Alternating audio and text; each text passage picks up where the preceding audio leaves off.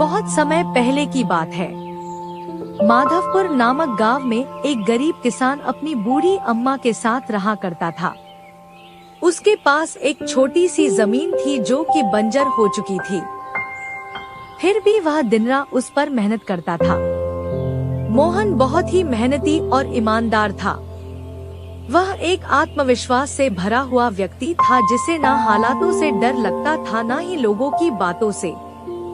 हर दिन सूरज उगने से पहले ही वह उसी आत्मविश्वास के साथ उठता और अपने खेत की ओर बढ़ता जहां सिर्फ बंजर जमीन थी, लेकिन उसके सपनों की हरियाली छिपी हुई थी। उसे यकीन था कि एक दिन उसकी मिट्टी उसे जरूर जवाब देगी, सोने जैसी फसल बनकर। ओ बेटा मोहन, तेरे लिए मैंने जमींदार से बात कर ली है। वो तुझे अपने पास काम पर रख लेंगे। तू भी जाकर उनसे एक बार बात कर ले बेटा। अब हमारे बस की बात नहीं रही। कम से कम वहां रहकर तू अपना गुजारा तो कर पाएगा। मुझे तेरा बहुत ख्याल है मोहन, इसलिए यह कदम उठाया। जाकर बात कर ले, सब ठीक हो जाएगा।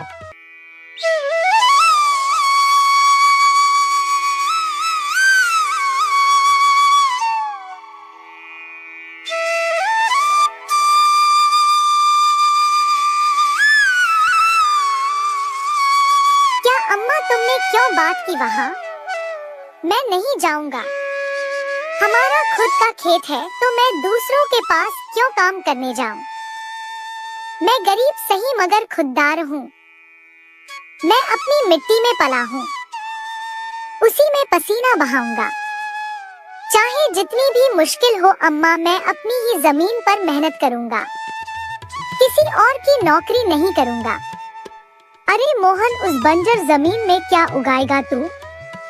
वो जमीन अब बिल्कुल बेकार हो गई है बेटा।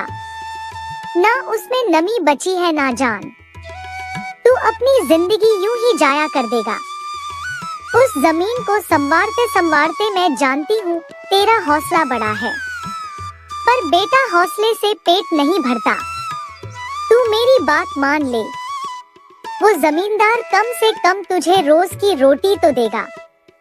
अपनी जिद छोड़ दे बेटा। तू थक जाएगा पर वो जमीन कुछ नहीं देगी तुझे। अरे अम्मा, तुम बेकार में ही इतनी परेशान हो रही हो। देखना, एक दिन मैं उसी जमीन से सोना निकालूंगा। यह जमीन ही हमारी सबसे बड़ी ताकत बनेगी। मोहन खेत में काम कर ही रहा था कि तभी वहाँ पर एक आदमी आकर बोला, अरे मोहन भैया, आपको भी मानना पड़ेगा। आप फिर से इस बंजर जमीन पर मेहनत कर रहे हैं। अरे मंगेश भैया, अब क्या करें? जमीन हमसे ज्यादा मेहनत करवा रही है, पर क्या करें? धरती तो माँ समान होती है, जैसा वह चाहे वैसा ही करना पड़ता है।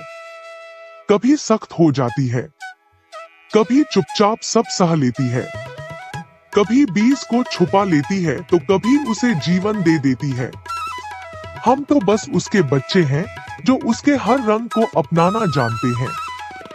थक तो जाते हैं भैया, पर जब मिट्टी की खुशबू आती है ना तो सारी थकान उतर जाती है। उम्मीद है यह माँ हमें खाली हाथ नहीं लौटाएगी। बस थोड़ा और सब्र, थोड़ा और विश्वास। आप जैसा मूर्ख तो मैंने आज तक नहीं देखा भैया। क्या सोचते हो आप?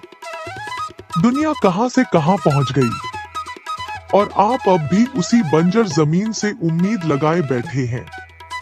मोहन के पास उस आदमी की बातों का कोई जवाब नहीं था। वह वहां से अपने घर चला जाता है।